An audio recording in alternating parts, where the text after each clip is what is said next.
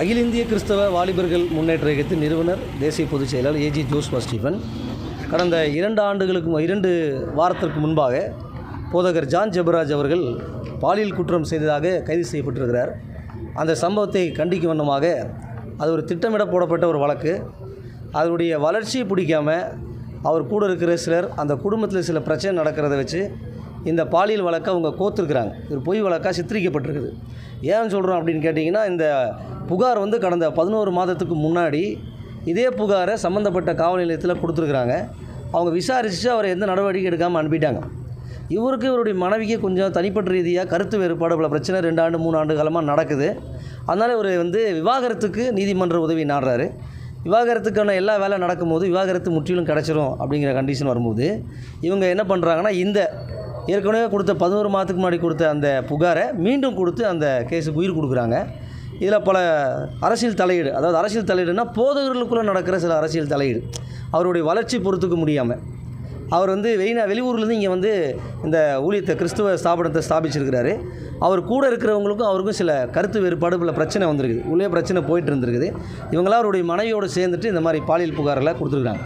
இந்த சம்பவத்தை இது ஒரு திட்டமிட்ட ஒரு வழக்கு அப்படிங்கிறத அகில இந்திய கிறிஸ்துவ வாலிபர் முன்னேற்ற இயக்கமும் ஜான் ஜெபராஜுடைய ஆதரவாளர்களும் கிறிஸ்துவ மக்களும் இதை நாங்கள் சந்தேகிக்கிறோம். நடந்துட்டு இருக்கிற ஒவ்வொரு விஷயங்களும் அப்படி தான் இருந்துகிட்டு இருக்குது. இந்த வழக்கை நாங்கள் எடுத்ததுலேருந்து இந்த ஆர்ப்பாட்டம் சம்மந்தமாக பேசினது எங்களுக்கும் கொலைமர்கள் நிறையா பேர் கூப்பிட்றாங்க. பல விதமாக திட்டுறாங்க. நீங்கள் பணம் வாங்கிட்டீங்களா, அவங்களுக்கு ஆதரவாக பேச போகிறீங்களா, நீங்கள் ஆர்ப்பாட்டம் பண்ணக்கூடாது. நேற்று வரைக்கும் எனக்கு கொலைமர்கள் கொடுத்துட்டு தான் இருக்கிறாங்க. அதெல்லாம் நாங்கள் பொறுப்படுத்தலை. இதெல்லாம் பார்க்கும்போது அவர் மேலே ஒரு பொறாமையினால் திட்டமிட்ட போடப்பட்ட வழக்காகவே நாங்களும் எங்களுடைய அந்த சந்தேகம் உச்சிதமாகுது. இது சம்பந்தமாக இந்த வழக்கை பரிசீலனை செய்யணும், இந்த வழக்கை ரத்து செய்யணும் அப்படின்னு சொல்லி கடந்த 21ஆம் தேதி ஒரு கண்டன ஆர்ப்பாட்டம் செய்வதாக, 25ஆம் தேதி கண்டன ஆர்ப்பாட்டம் செய்வோன்னு ஒரு அறிவிப்பு கொடுத்துருந்தோம். அதை ஏற்றுக்கொண்ட தமிழ்நாடு முழுக்க இருக்கிற அவருடைய போதகருடைய ஆதரவாளர்கள், திருச்சபை மக்கள், அதே போல் அமைப்பினுடைய பொறுப்பாளர்கள்லாம் இன்றைக்கி நாங்கள் ஆர்ப்பாட்டத்துக்கு தயாராக வந்துட்டோம். ஏகദേശம் 300 பேருக்கு மேலே வந்திருக்கிறோம். ஆனால் நேற்று இரவு காவல்துறை கூப்பிட்டு நீங்கள் ஆர்ப்பாட்டம் செய்யக்கூடாது, அப்படி செய்தால் பெயில் எடுக்கிறது கொஞ்சம் சிரமமாக இருக்குன்னு எங்களுக்கு ஒத்துழைப்பு கொடுக்கணும்னு கேட்டுக்கிட்டாங்க. அதனால் நான் என்ன செய்கிறேன், இன்றைக்கி மாலை வரைக்கும் நீதிமன்றம் என்ன செய்யுது அப்படின்னு வெயிட் பண்ணுறோம்.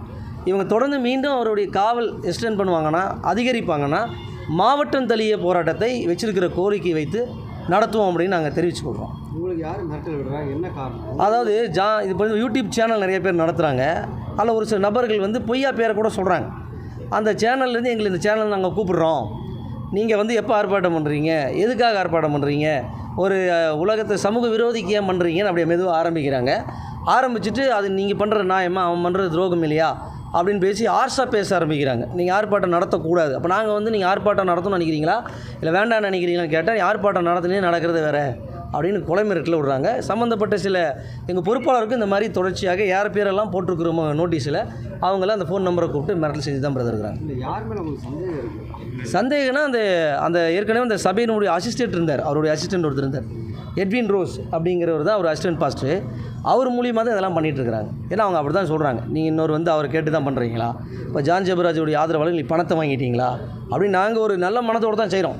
ஏன்னா ஏன் இப்படி செய்கிறோன்னு கேட்டிங்கன்னா, தொடர்ந்து சிறுபான்மை கிறிஸ்தவர்களுக்கு அச்சுறுத்தல் வந்துக்கிட்டே இருக்குது. இப்போ எங்கள் அடிப்படை உரிமையான பேச்சுரிமை, எழுத்துரிமை, குடியுரிமை அப்படிங்கிறது கொஞ்சம் கொஞ்சமே எங்கள்கிட்ட பறி போயிட்டுருக்கு.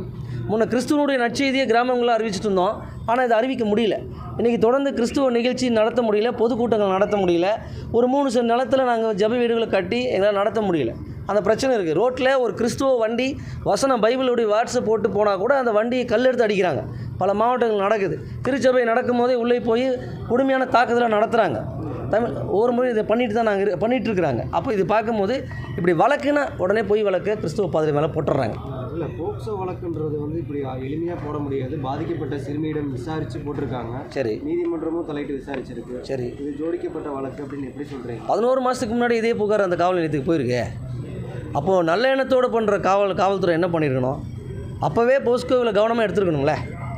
டைவர்ஸ் கேஸ் பிறகு எடுக்கணும்னு என்ன காரணம்? என்ன பிரதர்? இல்லை ஆடியோ இல்லைங்க, நான் அதை பதிவு பண்ணல, ரெக்கார்டு பண்ணல. ஆமாம், இப்போங்க கூட 10 பேர் இருக்கிறாங்க, பல காரியம் இருக்குது. ஒருவேளை நம்ம தலைமறைவாய் ஆன்டிசூட் பெயில் வாங்கிக்கலான்னு கூட முடிவு பண்ணுறது தானே. இது எல்லா வழக்குலையும் நடக்கிற சம்பவம் தானே. ஜான் ஜெபராஜ் மாத்திரம் இதை பண்ணலையே. ஆனால் இல்லைங்க, பாலியல் இதுக்கு வந்து அதே மாதிரி அவசியம் இல்லை. அவர் குழு இருந்திருக்கிறாங்க, அந்த குழு கொடுத்த ஐடியான்னு பேரில் அது போயிருக்கிறாரு. அவர் விட்டுட்டு போயிட்டாங்க, தனியாக சிக்க மாட்டிக்கிட்டார், அவ்வளோதான். 11 மாதத்துக்கு முன்னாடி புகார் கொடுத்ததற்கான ஏதாச்சும் ஆதாரங்கள் நமக்கு இருக்கா? இருக்குதுங்க, தேவைப்படும் போது நம்ம அதை அவரை கேட்டு வாங்கிக்கலாம். அந்த குழுவிட்டு சொல்லி லீகல் டீம்கிட்ட சொல்லி பேசி வாங்கிக்கலாம். ஏன்னா புகார் வந்து நீங்கள் சொல்கிற மாதிரி 11 மாதத்துக்கு முன்னாடி கொடுத்து இது ஏற்கனவே நம்ம செய்தியாளரும் இந்த செய்தியில் போட்டிருக்கிறாங்க. அதன் அடிப்படையில் தான் நாங்கள் இதை சொல்கிறோம். அது இல்லாமல் ஜான் ஜெபராஜே சொல்லியிருக்காரு, சம்மந்தப்பட்ட நபரே வந்து யூடியூப் சேனலில் குரல் பதிவு ஒன்று போட்டிருக்காரு. இந்த மாதிரி ஏற்கனவே எங்களை கூப்பிட்டு போனாங்க, வழக்கு நடந்துச்சு, ஆனால் வந்து திருப்பி எங்களை அனுப்பிட்டாங்க, என்னன்னு தெரியல அப்படின்னு ஒரு சமாதானமாக வந்துட்டோம். ஒரு புகார் வந்துச்சுன்னா விசாரிக்காமல் அதுதாங்க எங்களுக்கு சந்தேகம் ஏற்படுத்துது.